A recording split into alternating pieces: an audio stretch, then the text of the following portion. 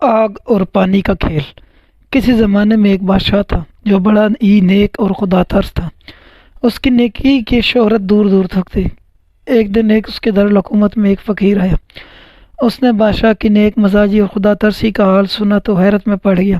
اس کے سمجھ میں یہ بات آتی ہی نہیں تھی کہ حکومت کا انتظام اور خدا ترسی ایک جگہ کیوں کر جمع ہو سکتے ہیں۔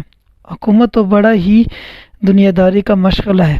یہی دیکھنے کے لیے وہ دور دراز کا پیدل سفر طے کر کے آیا تھا۔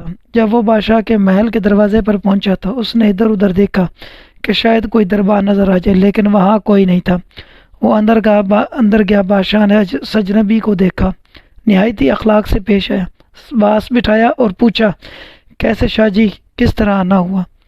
میں نے سنا تھا کہ آپ کے عملداری میں آگ اور پانی اکٹھے ہو گئے، بس یہی دیکھنے کے لیے چلا آیا۔ بادشاہ فقیر کا مطلب سمجھ گیا اور مسکراتا ہوا بولا، تو دیکھ لیا؟ ہاں، فقیر نے بیزاری سے جواب دیا اور جانے کے لیے اٹھنے لگا۔ ٹھہریے شاہ جی، بادشاہ تیزی سے بولا، ابھی آپ نے نہیں دیکھا ہے، ٹھہریے میں دکھاتا ہوں۔ یہ کہہ کر بادشاہ نے سارے شہر میں اعلان کرایا کہ آج بازار خوب سجایا جائے، ہمارے ایک مہمان آج بازار کی سیر کرنے نکلے گا۔ بادشاہ کے حکم کی دیر تھی، بس آنن فانن بازار سج کر دلہن بن گیا۔ اب بادشاہ نے فقیر کے ہاتھ میں پانی سے بھرا ایک پیالہ پکڑا دیا اور جلاد سے کہا، جاؤ انہیں پورے شہر کی سیر کرا دو، جہاں کہیں پیالی سے ایک قطرہ بھی پانی کا زمین پہ ٹپکے انہیں فوراً وہیں قتل کر دینا۔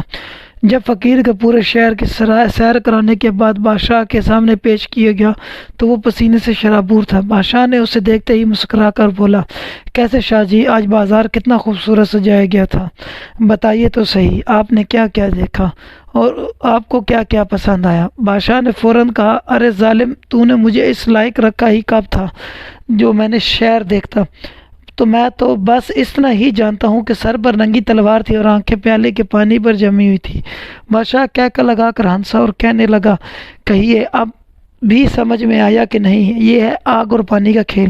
فقیر کے ہونٹوں پر تو جیسے تالا پڑ گیا، وہ آنکھیں پھاڑ کر بادشاہ کو دیکھنے لگا۔ بادشاہ نے پھر کہا، ہاں، یہی راز ہے حکومت کا انتظام اور خدا پرسی کا یک ہو جانے کا۔ اگر خدا کا خوف دل میں ہو اور اپنی ذمہ داری پر نظر جمی ہوئی ہو تو پھر دنیا کی کوئی دلچسپی